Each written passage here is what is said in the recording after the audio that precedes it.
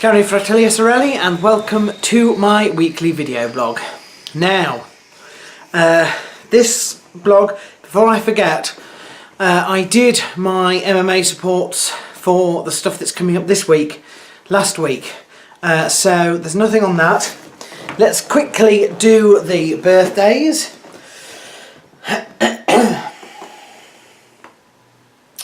We have got Joanne Sadler, Mick Cooley, Ulysses Gomez, Sean Barks, Todd Locks, Lyman Good, Wendy Barron, and Chris Cariato this week. There's still plenty more, it says, coming up later in May. So, happy birthday to all of those. I hope you have a fabulous time and enjoy lots of cake. Yes. I was going to say something else then, and I've forgotten what it was. It can't have been that important, can it? Do you know, things are going quite well for me at the moment. I think I've had 2 or 3 really good weeks, and they've been weeks that have been full of learning. You know, I've learnt things like, for example, if you want, it's not the amount of time that you spend asleep that's sort of healthy or unhealthy, it's the quality of sleep. And the best way to get good quality sleep is to absolutely exhaust yourself, because then you force your body to make the most of what sleep it has. So I've been trying to get 7 hours and then 10 across what I used to do when I used to do a crash, and I found that 10 is a little bit too long now, and it's bizarre because the time when I don't need to set my alarm like that, I tend to sort of wake up and it's more disturbed. Whereas the 7 hours I get during the week are pretty much sort of martial discipline, basically. And I'm so tired by the time that I go to bed and go to sleep that I literally, that's it, the next thing I know, it's early in the morning. So I think that's the way to go, because that forces the body to have good sleep. And in order to do that, you have to have as hectic a day as possible.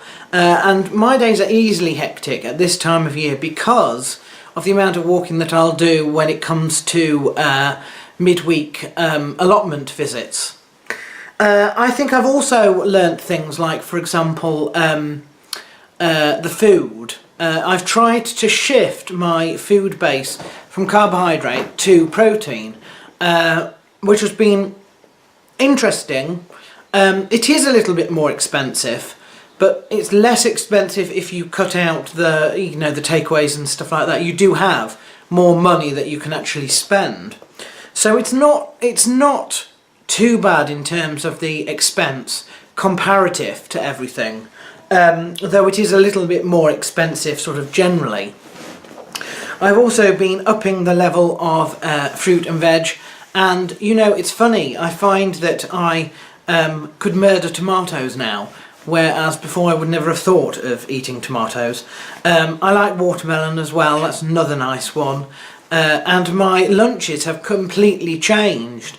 So I'd have like eggs in the morning, it would be soup and something at lunch that was probably like salad.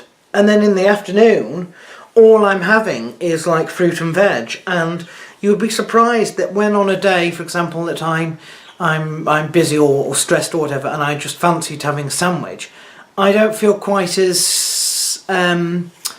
satisfied as I do. It's funny how your tastes change. So I'm training myself to try and do that, and I think I'm doing a lot better than I was. The weight is falling off, but it's not a fast-paced weight loss at the moment, because at the moment I still have to reintroduce proper water. You know, which is, you have to drink as much water as possible, which is a little bit of annoyance for me, because I don't like to drink the water when it's cold because it hurts my teeth. So I have to have water I have to remember to fill up my water bottle on the evening before and leave that so that it's sort of room temperature by the time I come to get it. But you see, it makes the difference, you see. I'm fine drinking water like that, not fine by drinking water, you know, that's chilled. So, it's just getting it, it's just seeing it as a priority, treating it as a priority, and doing those little things that enable, you know, you to carry on. So, filling up the water bottle on an evening, rather than, oh, I can't be arsed, and then you come in tomorrow and you can't have any water. You know, so that then ruins it for the rest of that day. In terms of the Avery, I think this is probably the week when I am going to actually send the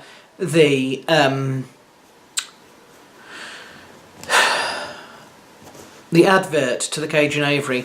At that point in time, the birds will have to be put into a cage. They'll still remain in the aviary, but they'll be in a cage within the aviary. So it'll be the last time that they actually have free flight, so to speak. So that's probably going to happen this week, and I expect maybe they'll be going the week after, hopefully, if there's a good response to that. I do know that the store won't take them at the moment, so, you know, it's this or we have to wait for ages, so let's just hope. And I think that is about all I need to really say for this week. For the Love of Key, she's back for an encore, and then after that I shall be thinking of some other tasting thing that I can do, because that sort of seemed to go down quite well. So there we are. The other thing that is coming up that I've started is the ranking the tea shops, visiting the tea shops, which is nice, and we were going to do as our trip Skipton this month, but I've had to put that off. So I don't know what's going to happen. I think I'm going to have to start the monthly visits next month instead. So there we are. That's it.